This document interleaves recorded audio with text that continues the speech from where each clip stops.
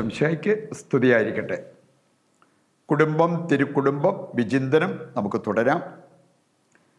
ഇന്ന് ധ്യാനത്തിനായിട്ട് നാം എടുക്കുന്നത് മാതൃക നൽകിയ കുടുംബങ്ങളായി നമുക്ക് കാണാവുന്ന രണ്ട് കുടുംബങ്ങൾ ബൈബിളിൽ നിന്നും നാം എടുത്തു കാണുകയാണ്.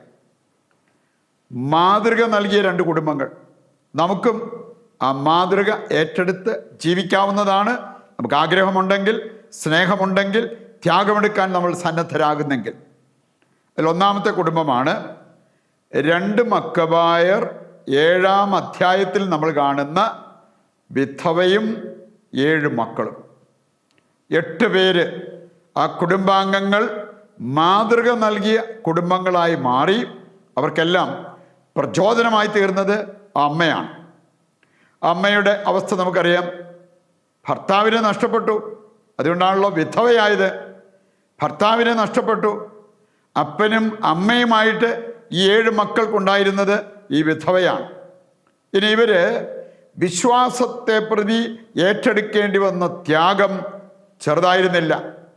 വലിയ ത്യാഗം, വലിയ സഹനം ഏറ്റെടുക്കേണ്ടതായിട്ട് വന്നപ്പോഴും വിശ്വാസത്തിൽ നിന്ന് വ്യതിചലിക്കാതെ മറ്റുള്ളവരെ ആ വിശ്വാസത്തിൽ നിലനിൽക്കാൻ പ്രോത്സാഹിപ്പിക്കുന്നവരായിട്ട് ഈ കുടുംബാംഗങ്ങൾ മാറുന്നത് നമുക്ക് കാണാൻ പറ്റും.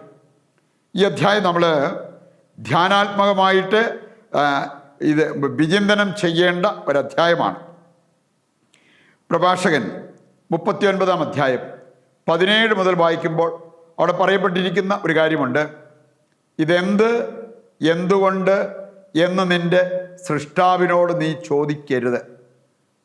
ഈ വിധവയ്ക്ക് വേണമെങ്കിൽ ദൈവത്തോട് ചോദിക്കാമായിരുന്നു, എന്തുകൊണ്ടാണ് ഈ 7 മക്കളുടെയും പരിപാലനം നീ എന്നെ ഏൽപ്പിച്ചിട്ട് എൻ്റെ ഭർത്താവിനെ കൊണ്ടുപോയത്?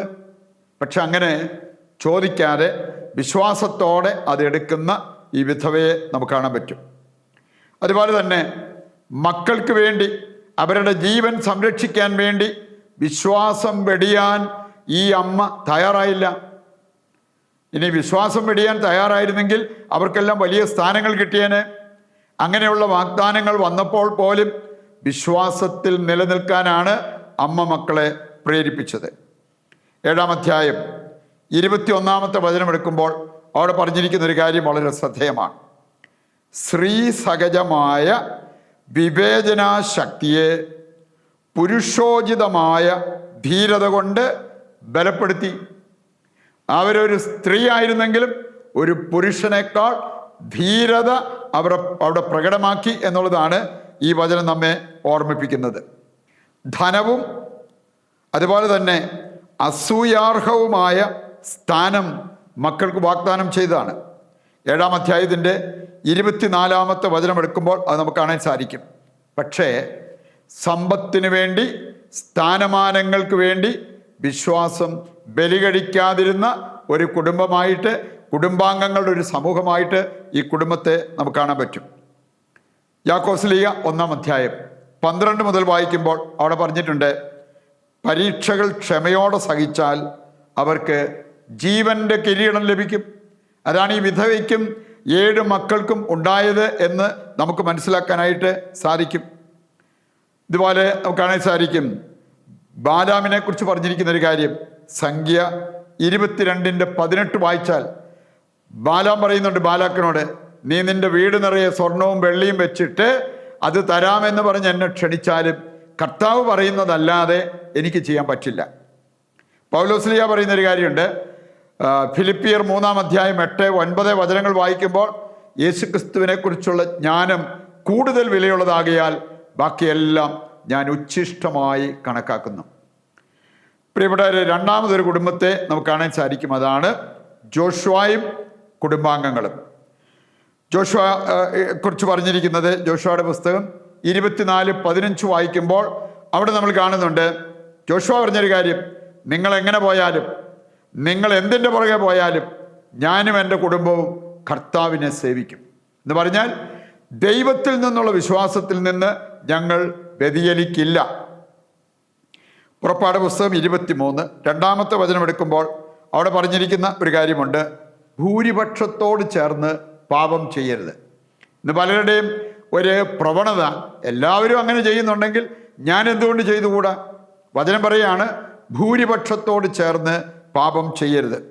റോമ 12:2 പറഞ്ഞിട്ടുണ്ട്, ലോകത്തിന് നിങ്ങൾ അനുരൂപരാകരുത്. 1 യോഹന്നാൻ 2:15-16 വചനങ്ങൾ നമുക്ക് സുപരിചിതമല്ലേ? ലോകത്തെയോ ലോകത്തിലുള്ള വസ്തുക്കളെയോ നിങ്ങൾ സ്നേഹിക്കരുത്. ആരെങ്കിലും ലോകത്തെ സ്നേഹിച്ചാൽ പിതാവിൻ്റെ സ്നേഹം അവരിൽ ഉണ്ടാകില്ല. പ്രിയപ്പെട്ടവരെ, ഈ 2 കുടുംബങ്ങൾ നമുക്കും മാതൃകയായി മാറട്ടെ. ആ കുടുംബങ്ങളിൽ തിളങ്ങി വിളങ്ങിയ ഈ നന്മകൾ നമ്മുടെ ജീവിതത്തിലേക്ക് ഏറ്റെടുക്കുവാനുള്ള കൃപയ്ക്കായി ദൈവത്തോട് നമുക്ക് പ്രാർത്ഥിക്കാം. നമ്മൾ ഇന്നൊരു കോമൺ നിയോഗമായിട്ട് വയ്ക്കുന്നത്, ജീവിത പങ്കാളിയെ പ്രതി ഒരുപാട് വേദനിക്കുന്ന വ്യക്തികളുണ്ട്. അവർക്ക് വേണ്ടി നമുക്ക് ദൈവത്തോട് പ്രത്യേകം പ്രാർത്ഥിച്ച് കുടുംബ പ്രതിഷ്ഠ നടത്താം. ഇന്നത്തെ നമ്മുടെ എല്ലാ ആവശ്യങ്ങളും ഇന്നത്തെ പ്രാർത്ഥനാ നിയോഗങ്ങളും യേശുവിൻ്റെ തിരുഹൃദയത്തിൽ പ്രതിഷ്ഠിച്ച് നമുക്കിപ്പോൾ കുടുംബ പ്രതിഷ്ഠയിൽ പങ്കുചേരാം. ഈശോയുടെ തിരുഹൃദയമേ, ഞങ്ങളെയും ഞങ്ങളുടെ കുടുംബത്തെയും ഞങ്ങൾ അങ്ങേക്ക് പ്രതിഷ്ഠിക്കുന്നു. ഞങ്ങളുടെ കുടുംബത്തിൽ അങ്ങ് രാജാവായി വാഴണമേ. അങ്ങയുടെ തിരുരക്തത്താൽ ഞങ്ങളെ മുദ്ര ചെയ്യണമേ. ഞങ്ങളുടെ എല്ലാ ഉദ്യമങ്ങളെയും ആശീർവദിക്കുകയും എല്ലാ വിപത്തുകളിൽ നിന്നും ഞങ്ങളെ സംരക്ഷിക്കുകയും ചെയ്യണമേ. ഞങ്ങളുടെ പാപങ്ങൾ ക്ഷമിക്കുകയും മേലിൽ പാപം ചെയ്യാതിരിക്കാൻ ഞങ്ങളെ സഹായിക്കുകയും ചെയ്യണമേ.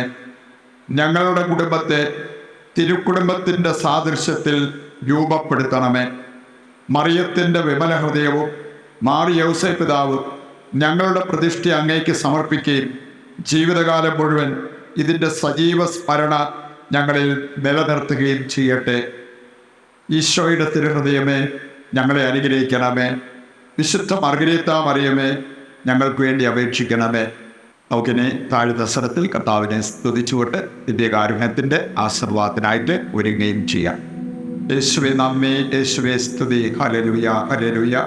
കർത്താവേ, ഞങ്ങളെയും ഞങ്ങളുടെ കുടുംബത്തെയും ലോകമാസകലമുള്ള എല്ലാ കുടുംബങ്ങളെയും അങ്ങയുടെ തിരുഹൃദയത്തിലും പരിശുദ്ധ അമ്മയുടെ വിമല ഹൃദയത്തിലും ഞങ്ങൾ പ്രതിഷ്ഠിക്കുന്നു. ഞങ്ങളെ സംരക്ഷിക്കണമേ, ഞങ്ങളെ പരിപാലിക്കണമേ, ഞങ്ങളെ അനുഗ്രഹിക്കണമേ. യേശുവേ നന്ദി, യേശുവേ സ്തുതി, യേശുവേ സ്തോത്രം.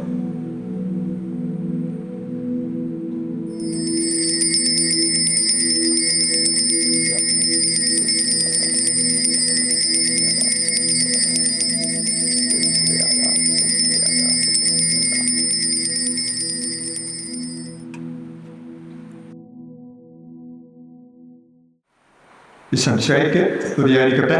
ദൈവം നിങ്ങളെ സമർത്ഥമായി അനുഗ്രഹിക്കട്ടെ.